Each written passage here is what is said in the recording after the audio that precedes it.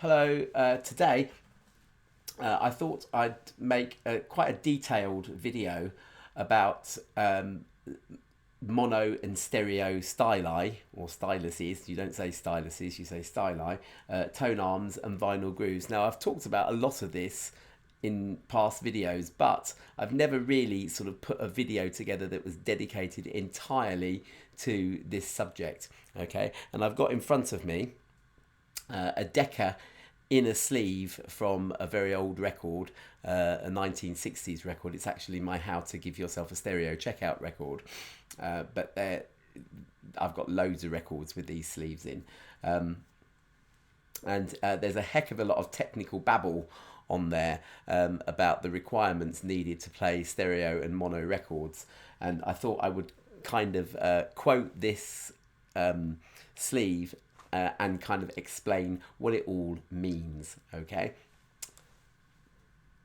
it's all in the name of trying to get people to buy decent record players to play vinyl on, by the way, and not the Crosley style record players that people come across in stores like HMV and John Lewis and stuff like that.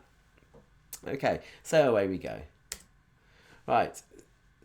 Firstly, on my record sleeve, it says stereo. Label will state if record is mono recordings electronically reprocessed to give stereo effect on stereo equipment. So you're looking to find out whether it's a mono record or a stereo record or whatever. You're looking at the label, okay? But it does beg the question: what's the difference between mono and stereo?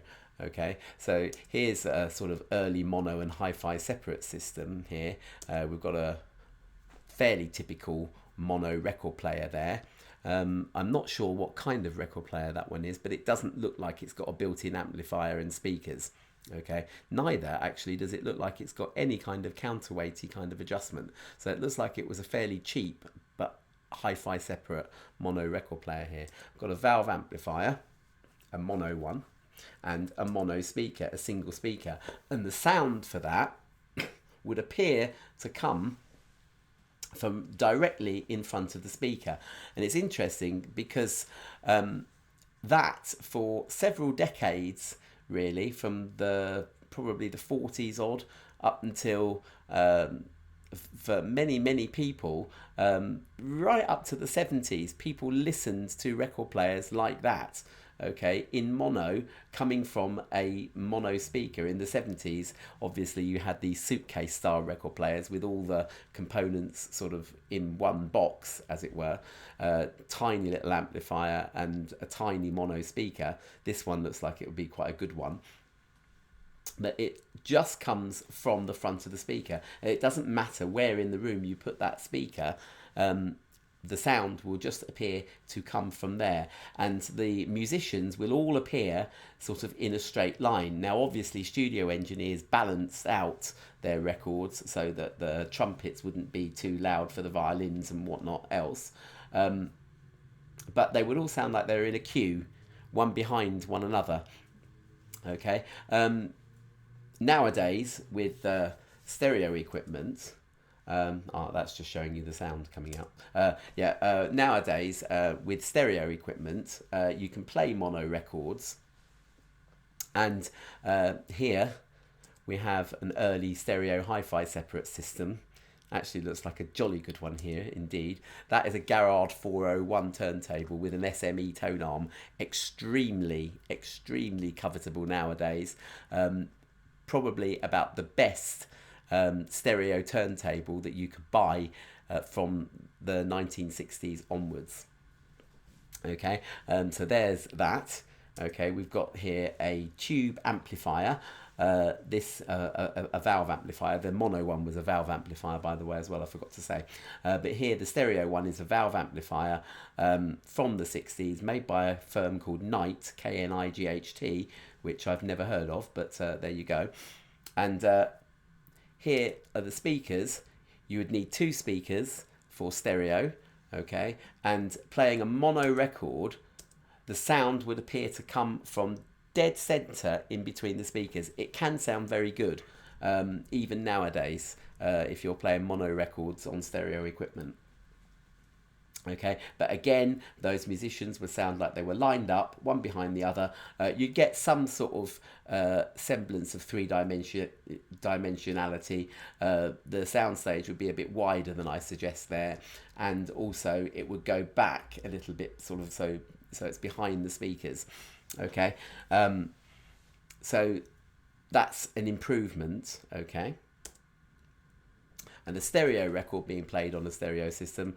Got my early stereo hi-fi system again, the Garrard, the Knight, and my 2 speakers here. But here, the with the stereo record, the instruments are coming from all directions. Okay, I could only be asked to put 3 arrows on here, but yeah, you could have, for example, oops-a-daisy. Do I need to go back? But yeah. I'll talk about fake stereo, and then I'll talk about the difference again in a second. Okay, so the mono recordings electronically reprocessed, that was in the blurb on my record sleeve, and that essentially means that as stereo became more popular and stereo equipment became cheaper, record companies decided to be a bit greedy and decided to reissue loads of mono recordings, but with this kind of pseudo stereo effect. Okay, it really doesn't sound very good. I've put SOS in brackets there because there's a kind of in joke amongst record companies. SOS, the same old shit, basically, that stands for, literally. Sorry for the language, but there you go. Basically, it's just another way of reselling and repackaging old stuff. Fake stereo did not sound very good. Okay, it's a very vague stereo effect. The stereo effect, you can tell instantly because you could hear maybe the guitarists on the right, the vocalists in the middle, the drummers behind the vocalist, and the bassist maybe behind the vocalist as well, but a little bit to the left. Okay, and you've maybe got a piano playing hard left, something like that sort of thing. And of course there were the old hi-fi enthusiasts, train records with trains appearing to come towards you, go away from you, come from the right and go over to the left, come from the left and go over to the right. Quite why anyone would want them, I don't know, but you know, they were sort of very good demonstrations of true stereo. Fake stereo is it is very vague, and I mean, I've got a few. The last one I listened to was on the Beach Boys' Greatest Hits, and the first song on it, which I think was Surfing Safari, was in fake stereo, and it sounded like the vocals, yes, they were kind of coming from the centre, but all the other instruments were bunched up over on the left, and it wouldn't matter, you know, wherever abouts I moved in the room, that stereo position would appear to shift as you moved around the room. It doesn't so much with real stereo. Okay, and I think that, you know, if you've got old mono recordings that are in good condition, they sound much better than the fake stereo equivalent, much more powerful, much more forceful. Okay, so yeah, fake stereo is interesting, but it's not really particularly good. The only proviso on that I would say is I Am the Walrus by the Beatles, the stereo version. By the time you get to the Sitting in an English Garden bit, because it had all kinds of effects put on the mono version, and I think they did it right at the mastering stage. The only way to reproduce exactly the same thing on the stereo mix was to make an edit so that you've got the first half of the record in true stereo, and the second half is in mono, but then they spliced the two bits together and then moved electronically, they moved and panned that mono recording around the stereo system. You can hear it, especially as the record fades out. But yeah, that's about the only use that fake stereo has. Okay, She Loves You by the Beatles, by the way, also doesn't actually have a true stereo mix either, because they, for some reason, destroyed the original master tape, so they were only left with a mono single track tape. And what they did was panned all the bass sounds to one side and all the treble sounds to the other. It was basically two of exactly the same recording, but they emphasised the bass on the left, I believe, and the treble on the right. And yes, that's what led to some people thinking that stereo was really bass on the left and treble on the right, and it's not true. Okay, you can instantly tell a stereo recording when you know, you sort of play a fake stereo side by side. But anyway, I'm waffling now. Okay, so here's a for the next bit. It might be useful just to have an idea of the anatomy of a tone arm and of a cartridge. Okay, so here's a diagram of a tone arm that I found on the internet. Not sure again what tone arm that is. It looks like a lemur or something like that. Leema. They make pretty good tone arms, very good tone arms, very expensive ones. Okay, but yeah, most tone arms aren't as complicated as this. But here you have, I'm showing the counterweight, which is that disc at the back. That's for adjusting the tracking force, i.e. the weight that the cartridge is placing on the record. Okay, the anti-skating or bias adjustment, that is on this tone arm, it's the dangling weight at the back. Anti-skating needs to be adjusted correctly according to the tracking force of the cartridge. Otherwise you'll get a tone arm that skates its way across the record, either towards the groove or backwards. And if it's kind of right but not right, then you'll be placing unnecessary wear on either side of the grooves, and that'll become more apparent as you see a little bit about grooves. Okay, and on the front there, that's the cartridge. Okay, here is a picture of a cartridge. This looks like a very cheap one. Okay, you can see the sockets there where they connect the four coloured wires from the tone arm. Okay, the stylus tip on here. Okay, and the cantilever. Okay, the cantilever is the bit that the stylus tip is bonded to. Okay, it has to be able to move, and you'll find out more about that later. Okay, so back to our record sleeve. Important.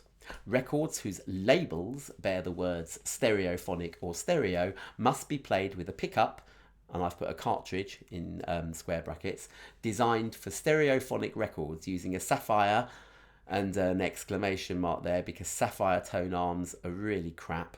Sapphire Styli are really crap. They wear out, and they don't even wear out in a uniform way. They wear out very unevenly, so you know, part of your record grooves might be worn and others might not be, and they wear out very, very quickly, and they just don't sound as good as diamond styli with a tip radius of between 0.0005 and 0.007 of an inch. Failure to do so is likely to result in poor sound and irreparable damage to record and stylus. If the words stereophonic or stereo do not appear on the record label, the record is monophonic or mono, and may be played with any pickup, stereo or mono, designed for long playing records using a sapphire or diamond stylus with a tip radius of between 0.0005 and 0.0010 of an inch. What does that mean? Oh, please check the wording on the label before playing. Okay, so again, looking at that record label, okay, if it doesn't say stereo, it's mono, okay. That kind of like applied to the 60s. I'm not quite so sure whether or not manufacturers do that nowadays, okay. I think perhaps in terms of nostalgia, they might not, but, you know, it's, you know, I just think it's a bit sort of silly, really. They should just put mono or put stereo on the record label. Okay, what does all that mean in practical terms? You cannot play stereo records with a stylus designed for mono records. early, and when I say early mono, I mean by about 1970-ish, just about all new records were released in stereo. Okay, so the only mono records available would have been vintage ones, maybe like the kind of Elvis Presley style reissues, that sort of thing, you know, from the 50s and stuff like that. Okay, so, you know, stereo was in from about then. Mono was most definitely out, although, as I've said, loads of people still have mono record players. I had one as a child, just a little suitcase style thing with a speaker and amplifier built in, it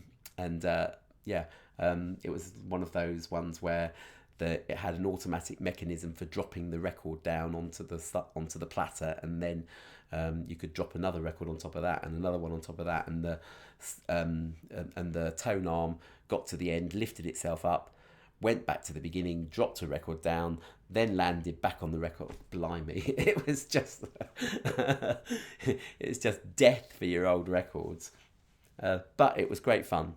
It was great fun, it has to be said.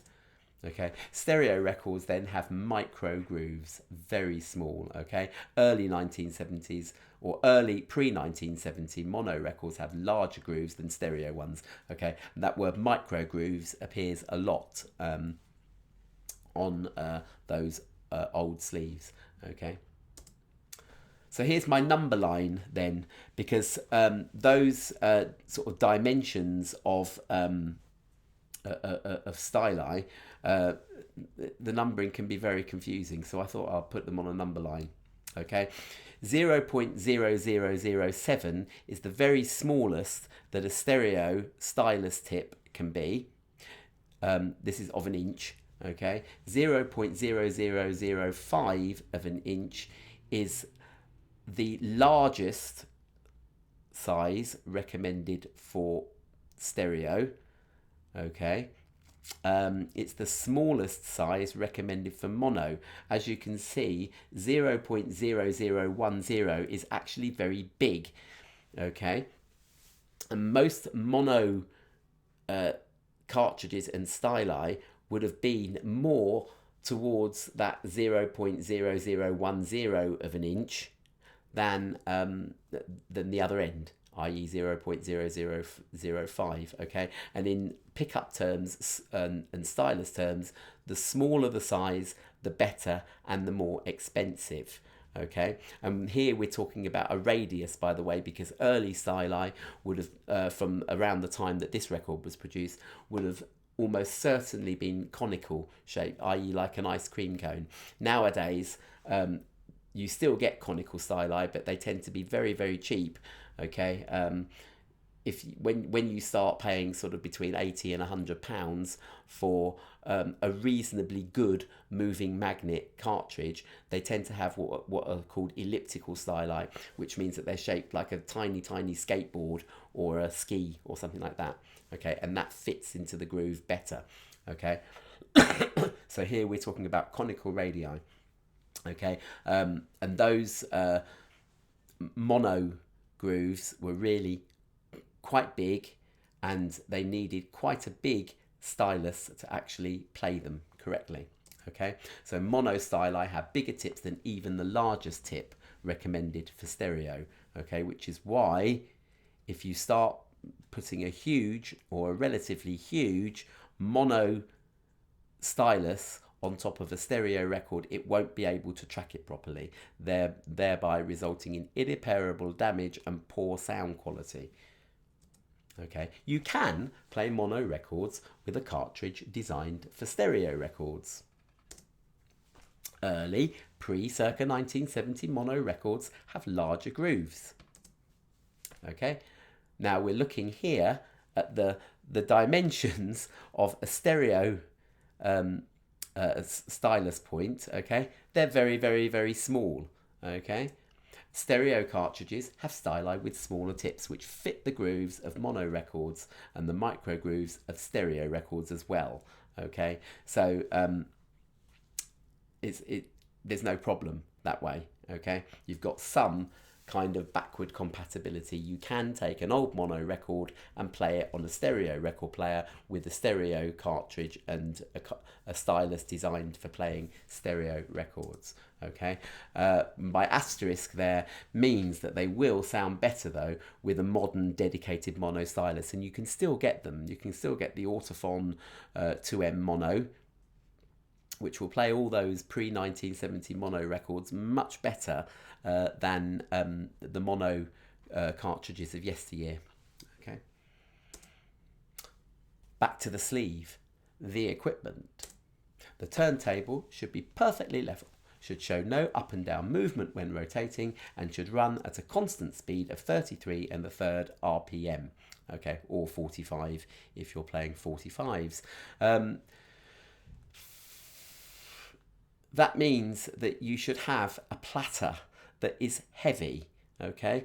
These Crosley record players and the like, you know, they really don't. If the turntable's plastic and thin and flimsy and you touch it and it bends and moves around, then it's really not good enough, okay? It's not going to be able physically to run at a constant speed, okay? That sounds very, very easy. Oh, a constant speed of 33 1/3 RPM. But it takes one heck of a lot of hard engineering to be able to actually do that and keep that speed absolutely constant. And even the best record players will vary ever so slightly, and will not be able to rotate at exactly, but they will come far more exactly than those really cheap and nasty sort of all-in-one record players that are available nowadays, such as the Crosleys.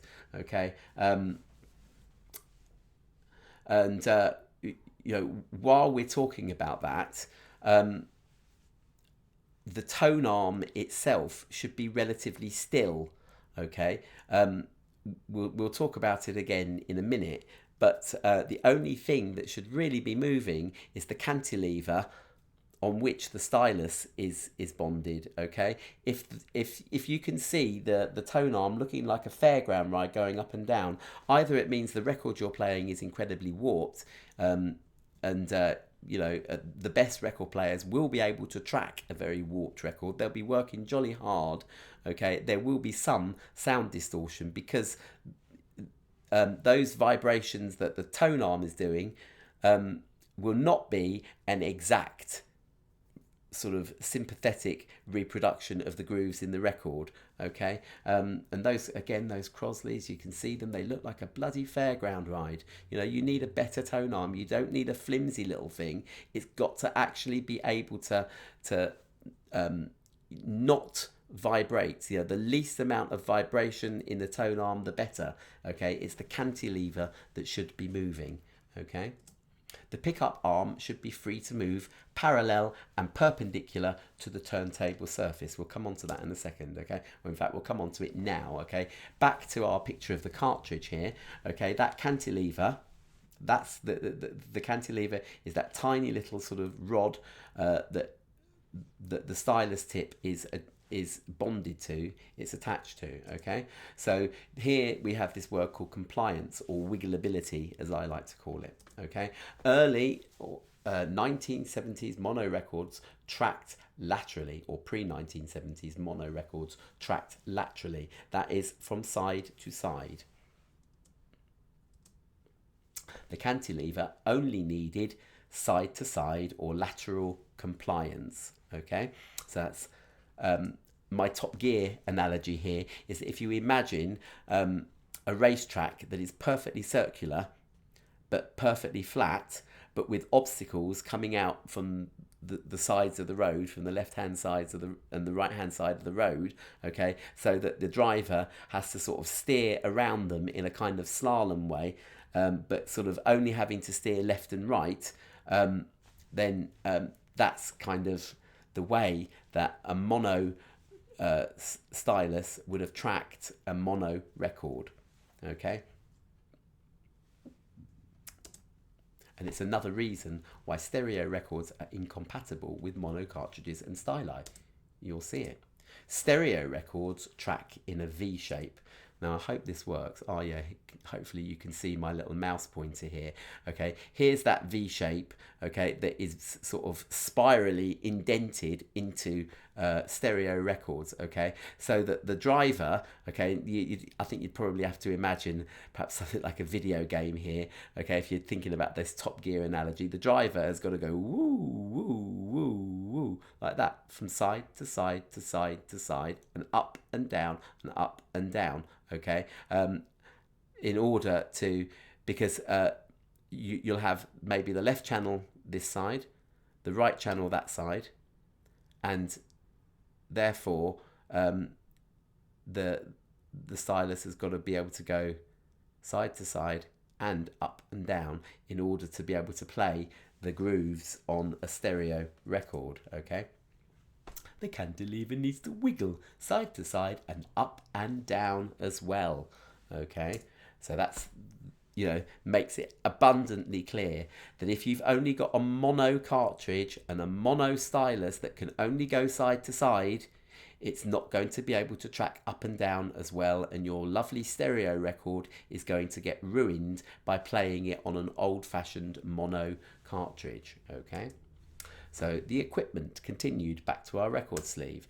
The pickup tracking weight must be adjusted in accordance with the equipment manufacturer's recommendations. Now, on my What's Better Than a Crosley video that I made a couple of weeks ago, I criticised the Crosley for tracking at a whopping over 7 grams, okay? Now that came from What Hi-Fi magazine. I mean, What Hi-Fi magazine are not the best-selling magazine, are not the best hi-fi magazine in the world, but they don't lie, or they don't outrightly lie anyway.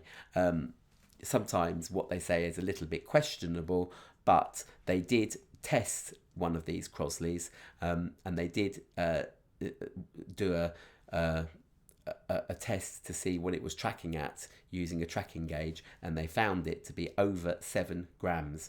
Okay, now that is very, very heavy, but you know, as long as the tone arm is meant for a cartridge that tracks at 7 point whatever grams, then it should be okay. Okay, my point with the Crosley is that it's so badly made in the first place that you can't actually guarantee that. Okay, the other thing here is that, you know, especially when you look at some of the videos that vinyl DJs have made, they tend to be very, very vague with their tracking weights. You cannot just adjust the tracking weight of a cartridge willy-nilly. Each cartridge will have its optimum tracking weight, and it's usually expressed as like the Riga Carbon cartridge, for example. It's expressed as the lowest weight, i.e. 2 grams, that it will track at, and the highest weight that it should be tracking at, which is 3 grams. So somewhere in between 2 and 3 grams is the optimum tracking weight, and you should also therefore adjust the anti-skating force. That's to stop the stylus sort of skating right across the record, to be the same as the tracking weight. Okay, if you can't adjust the anti-skating weight, then there is no point in adjusting the tracking weight. Okay, so you really just make sure that, you know, if you're sort of lucky enough to have one of these vintage record players, either stereo or mono, okay, that doesn't have any kind of adjustments that are visible and that you're meant to actually do, don't try and readjust them yourself, okay, because they will have been set up at the factory, okay. The stylus must be checked for wear periodically. We suggest after every 100 sides. Oh, oops, daisy. I was speaking that bit into my Mac here, and it's supposed to say 100 sides for a sapphire. Oops, daisy. So the stylus must be checked for wear periodically. We suggest after every 100 sides for a sapphire, and must be replaced if necessary. Only the correct type and size of stylus may be used for replacement. That's common sense, okay? But again, you can see that really 100 sides is only 50 vinyl records for one of those sapphire cartridges. Okay, whereas with a diamond stylus, and again diamond styli, there are diamond styli that are very cheap and diamond styli that are extremely expensive.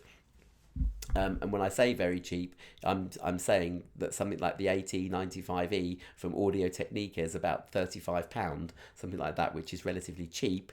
Okay, or the Riga Carbon cartridge, which is only about £25, has a diamond stylus.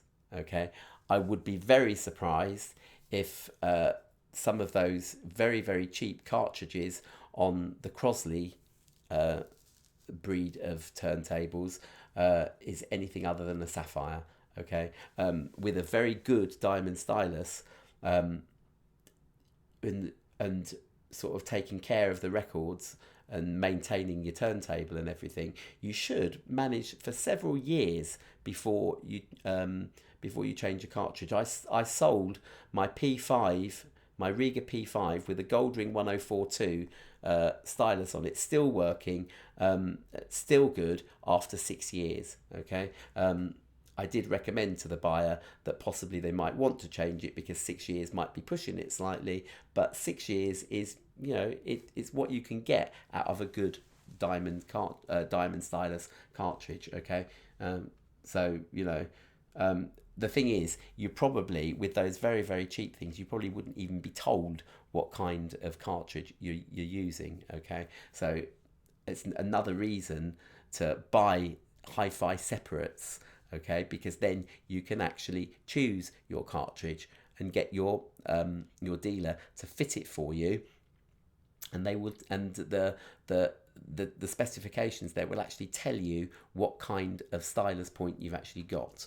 Okay, remember that only one chipped or worn stylus may ruin your valuable record collection completely. There must be no acoustic feedback from the loudspeaker to the pickup. Again, loud drum beats and things like that might feed back into the cartridge and might be picked up again, thereby distorting the sound. And you've all heard microphone feedback. You know, go to a live gig or something like that in a pub or something, while they're setting up, maybe the volume levels for the microphones are turned up too high, they're too close to the speakers, and you get that awful whining feedback. Okay, hopefully there wouldn't be a record player in the world where that was really a problem, and you know, it's nothing that the user can do anything about, put it that way. Okay, turntable mechanisms, e.g. automatic stops, pickup, setting down position, etc., may require servicing or adjustment from time to time. Another reason really why most hi-fi separate turntables do not have them.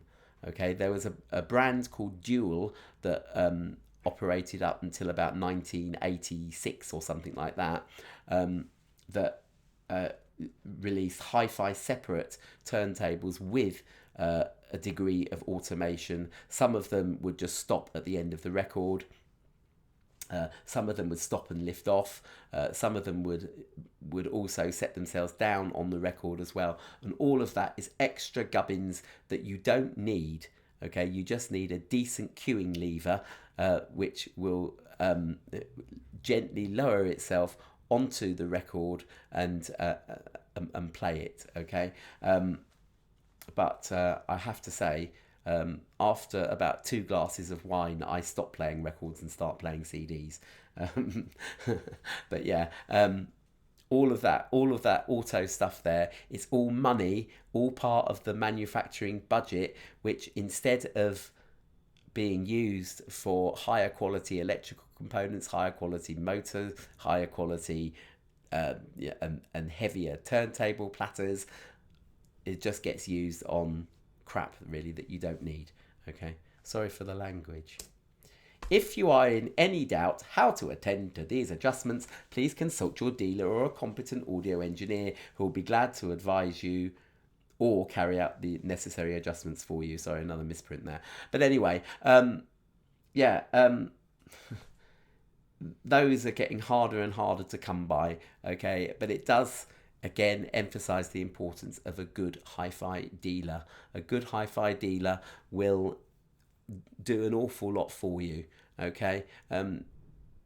Yes, you're relatively safe buying a good manufacturer's hi-fi separate turntable from eBay or something like that, provided it's new. But for second-hand ones and stuff like that, it's getting harder and harder to find people that can do this for you. But you know, look on YouTube and stuff like that. There must be someone, you know, that you'd be able to ship these things to, and they can what's it for you. Even what is it, about 2002 or something, when I bought my first hi-fi stereo turntable, it was a vintage Goldring Lenco GL75, which I've spoken about many times on here, and I bought it from a second-hand dealer that could do all this kind of stuff for you. You know, nowadays it's just getting very hard. Okay, hence you need videos like this.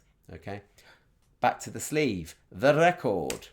Avoid damage to the music surface of the record during its removal from and return to the inner bag and outer sleeve. The open end of the inner bag should lie inside the outer sleeve so as to form a dust seal. You would be surprised on on YouTube, when I've looked at people showing their record collections as videos, that sometimes they don't even have an inner sleeve. Some of these records don't, and sometimes they're put in so that the outer sleeve and the opening of the inner sleeve are pointing the same way, so that the record can just tumble out onto the floor. Okay, the with a normal record sleeve, okay, the outer sleeve will be pointing to the right hand side. Okay, when you put the record in the inner sleeve, you then place that so that the inner sleeve is pointing upwards, okay, and slide it in, and that will stop any accidents for the record sliding out,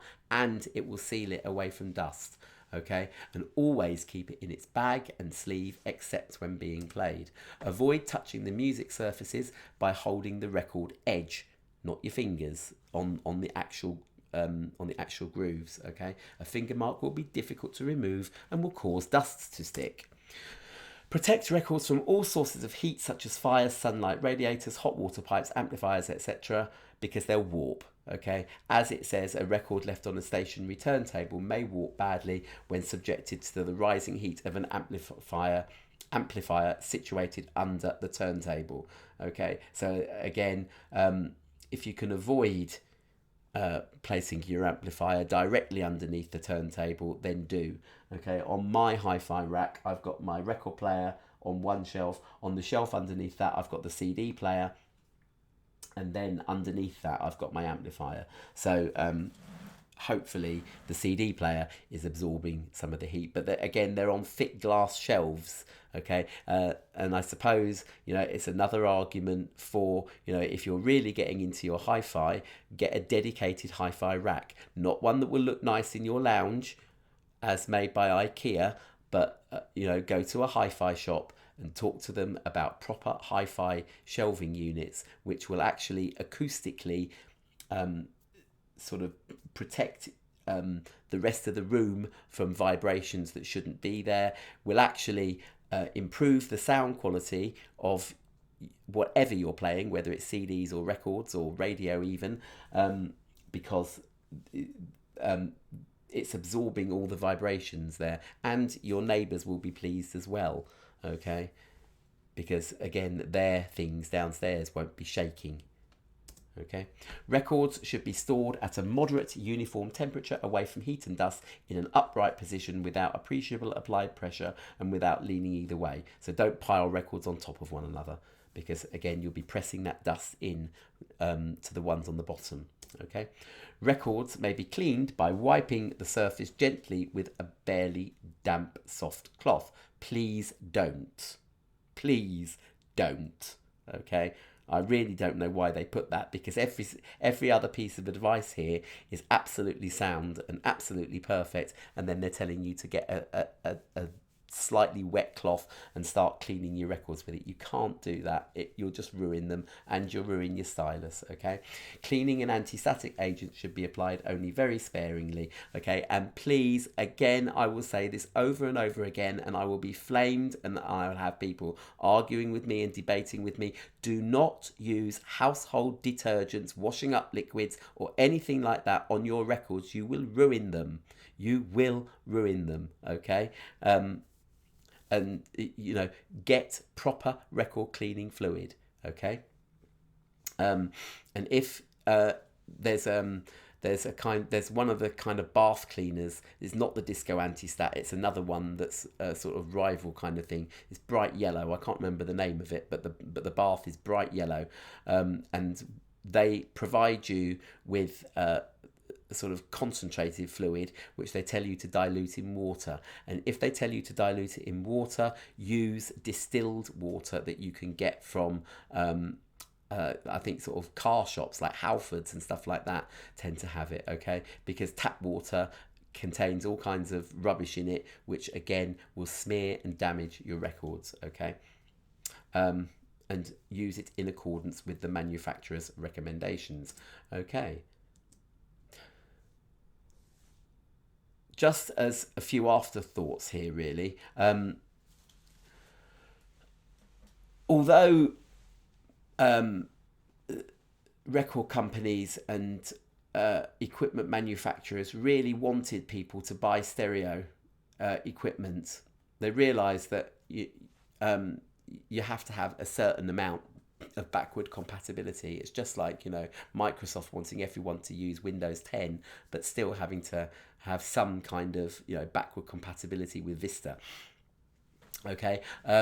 So you did get mono records, mono record players, even as I keep saying, you know, right up until the mid-1970s. I think I got my first box suitcase mono record player when I was a child, about age 9, and that was about 1977, okay? They were still selling mono record players, okay? But they didn't have mono cartridges and mono styli on them, okay? And just about anything made from about 1968, 69 onwards would be compatible with stereo. They use things, and again, you'll see this wording not on my Decca in a sleeve here, but you will see this wording on old records where they talk about stereo cartridges wired for mono.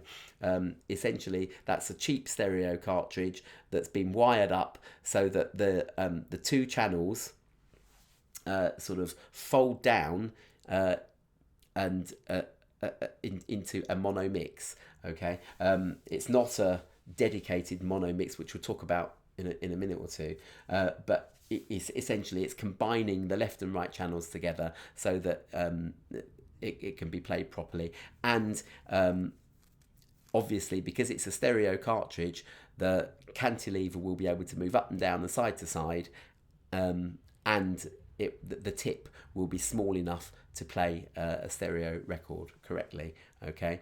So that you could therefore play a stereo record on a mono record player, okay? But you needed a special cartridge to do it, or you needed to take a stereo cartridge and wire it up to mono, because there's such a thing as a stereo compatible mono cartridge. In other words, it's a mono cartridge that doesn't need any wiring jiggery pokery, just normally wire it up as a mono cartridge, but it will have a cantilever that can move up and down and side to side, and it will have a small enough stereo tip to be able to play stereo records as well on mono records, okay? Because obviously they couldn't abandon mono users completely, so if you fitted one of those cartridges, you'd be okay. All right, and final thoughts. I just mentioned a second ago, I shouldn't have said mono mix, but I did. In the 60s, as stereo became more popular, I mean, stereo as a concept, RCA introduced stereo record players in the mid-1950s. So there were stereo records around. There were, it was, I suppose, like, the early noughties equivalent of people that had SACDs and Dolby 7.1 surround mixes and things like that. Quite rare.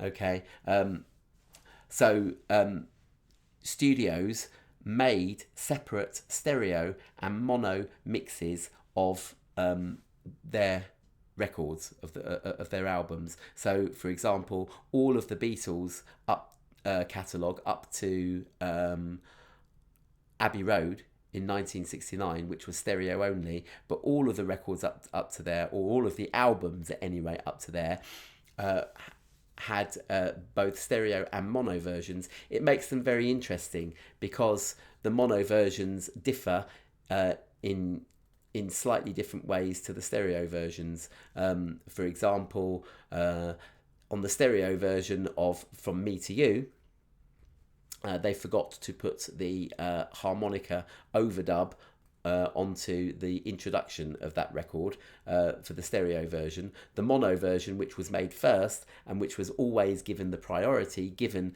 that in the early 60s that's what people had, it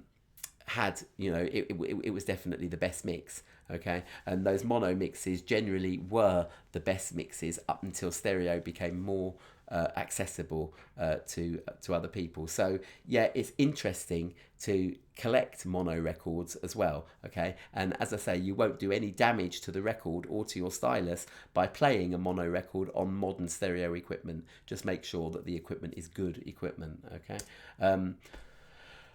I'm not sure about this next thing here, but it's a wonder, really. I think that, for example, again, we'll talk about the Beatles because I know them, but that they've done like mono reissues of the albums in a box set, and I wonder whether or not those are ordinary stereo micro grooves, but with, so much smaller than old mono grooves, but with the mono mix cut into them.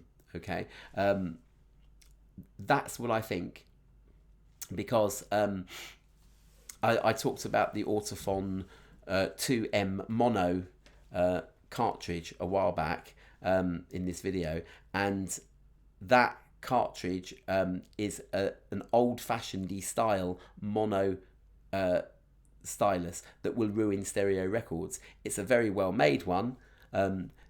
It would play vintage mono records extremely well, okay? But Noel Keywood of Hi-Fi World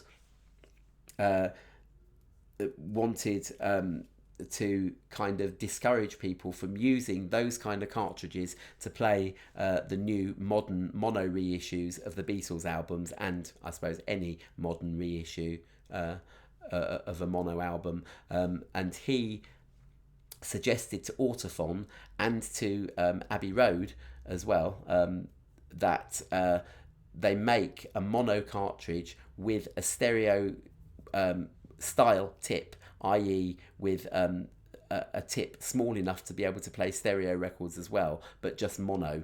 Okay, so that then the modern mono reissues of the Beatles stuff would sound better because it was being played with a tip that was okay for playing modern micro grooves, if that makes any sense. God. Okay, and does that mean that you need 2 or 3 record players? I think in an ideal world, yeah, that would be fantastic. I think I would have, if I had, money coming out of every orifice, I would have an RP10 with a Riga RP10 with a Riga Aphelion moving coil cartridge for playing my stereo stuff. And I would have my RP8 that I've got now, I would fit that with a 2M Mono SE for playing mono reissues, and I would have something like an RP3 or an RP6 with a 2M Mono old-fashioned style mono cartridge for playing early vintage mono records, of which I've got quite a few. Okay, but nowadays most people with stereo record players can play their mono records quite safely. Okay, but it's just fun. Okay, to sort of consider the differences between the two. Okay, and that is where I shall finish. Okay, goodbye, world.